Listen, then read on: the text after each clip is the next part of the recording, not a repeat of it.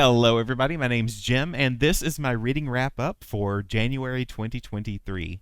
I don't think that this number is going to be as impressive as other people on BookTube, but I just need to get into the mindset that I cannot compare myself to other people who have been doing this for a long time. I have only read 2 books fully this month. I have started reading to others, and of course, I'm going to include those in my reading wrap up as well.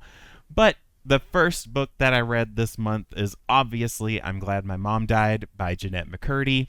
This is a memoir of how she was pushed into acting by her mother and the abuse and toxicity that she had to endure at the hands of her mom and some of the people in the industry. While she included humor in her memoir, this was packed to the brim with heavy topics. It wasn't just about abuse. It wasn't just about toxicity.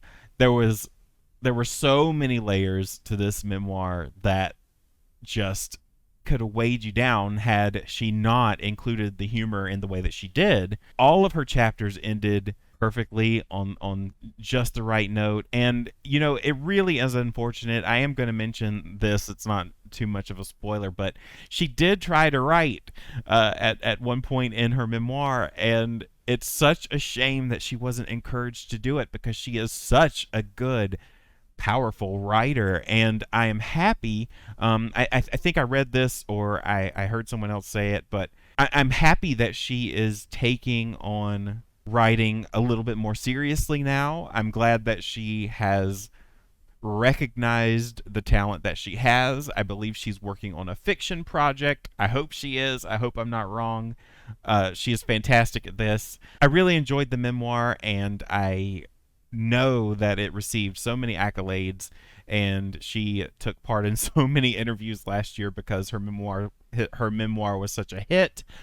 It's too bad that I'm so late to the game, but after reading it, I understand why it was such a hit. I know why. She has such a high rating on Goodreads.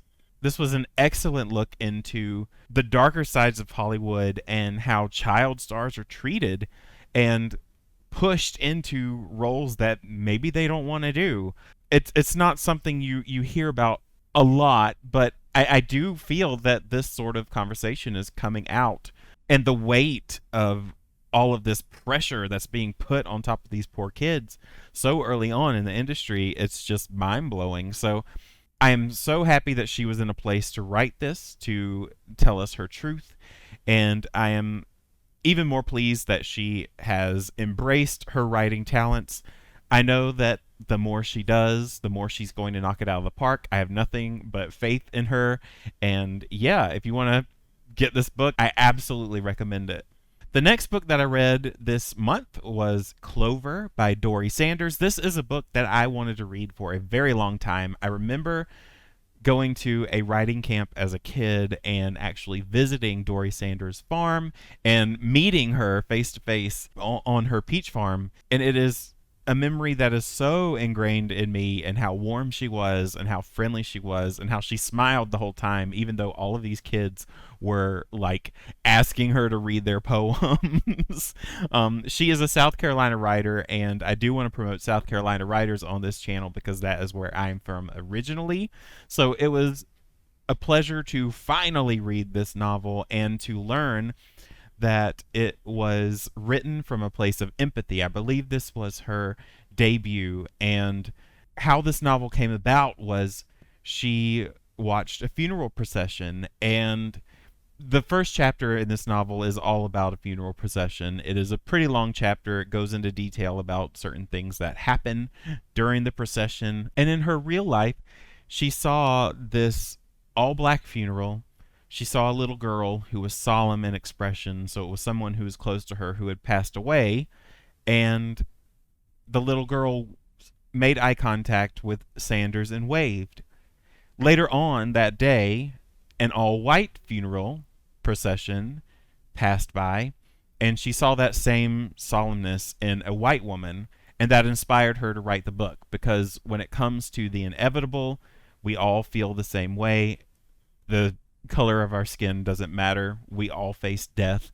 we all face certain things in our lives that we can relate to each other, and that's what she wanted to capture in this novel.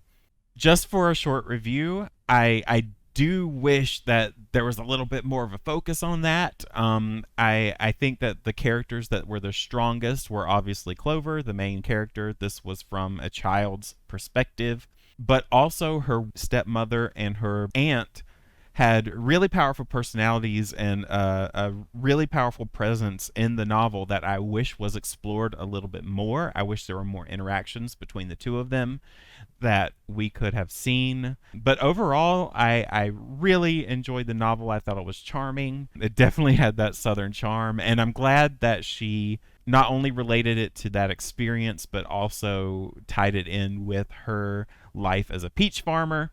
Again, very charmingly South Carolinian. So again, if this sounds like a book for you, definitely check it out. So I know I have been beating the skin of the sea dead horse for weeks now. This was my introduction into BookTube. I am reading the sequel. It is a duology, so this is the last book in the duology. So after this, you will not hear me talk about it again, maybe. But I can't really say much about Soul of the Deep because it picks up where Skin of the Sea leaves off. And if I'm trying to get people to read Skin of the Sea, then it would do me absolutely no favors to really go into detail about Soul of the Deep. But I will say one of the things that I mentioned in the spoiler-free review for Skin of the Sea is the purple prose. I think Natasha Bowen refined that a little bit. She still kept the lyrical, smooth, flowing tone of the novel. It probably still leans a little bit purple, but I really don't mind it. I don't know. I kind of like the poetic and aquatic qualities of the writing style of this novel, so it doesn't bother me so much. She doesn't describe many things as silver this time, which I was very pleased about, but she does describe characters' eyes quite a bit. She gives them some interesting adjectives that I didn't notice in her first novel, but when I looked back after, I was like, did she do this before? And she did. So there's that, and I've also noticed a lot of ellipses in this novel that I didn't catch in the first one. I don't think she used them as much, but she really likes to emphasize those pauses. That's not something that really bothers me so much. She also brought the flashbacks back. Those are intertwined in the story. I dug those in the first novel, so they don't really take me out of this one either. So far, I'm really enjoying it. I think that Soul of the Deep jumps into the action really early. So I think that if you have read Skin of the Sea and you are on the fence about Soul of the Deep just because of how slow the beginning of Skin of the Sea was, I really think that you will like this. There is a nice balance of action and that lull in between. And like I said, she jumps into the action really early on. So I look forward to wrapping this book up. I'm about halfway through as of this recording. So by the time this recording is released, I'm probably going to be finished with the novel, and I will be able to bring this book up again at the end of February. Another book that I'm about 1/4 of the way through is A Game of Thrones by George R.R. Martin. Like many people, I did watch the series, so I kind of know what beats are going to happen before they happen while reading this novel. But it is nice to be able to read George R.R. Martin's vision from the author himself and not from script writers. I don't really want to go into, my thoughts of how the television series ended, because it pretty much matches everyone else's. So I'm looking forward to seeing some of the characters that were left out of the television series, how they impact the story, and maybe discovering that they possibly shouldn't have been left out of the television series. I've already made note of a few characters that I see in the book that I did not see on TV. I like all of the character perspectives so far. except maybe Sansa. I think she's a little bit too lovey-dovey and princessy, but again, I watched the series, so I know that her story is going to pick up a little bit more. I was also interested in reading A Game of Thrones just because I wanted to take a look at how George R. Martin handles politics of the time. Um, I am writing a novel that does contain a little bit of political discussion, not modern day political, but fantasy political. So, don't worry.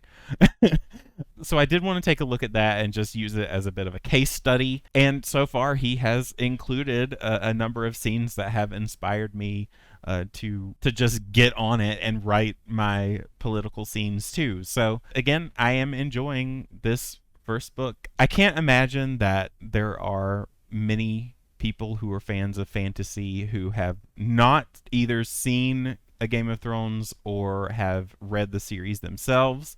But I am looking forward to finishing this novel and deciding whether or not I want to continue. I know that it's an unfinished series, so that worries me a little bit.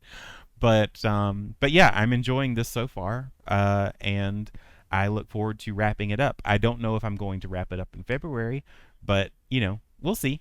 So yeah, those are all of the books that I have read in the month of January 2023. Let me know what you have read. If you have any goals, have you met them? If you have a TBR, what are you looking forward to reading next month? Just leave all of that stuff in the comments below. Give me some inspiration of some books to read. If you read some bangers in January, let me know, and I will maybe pick the book up after I read the blurb and see if I like it and read it myself. But otherwise, I've been Jim. You've been great. Happy reading.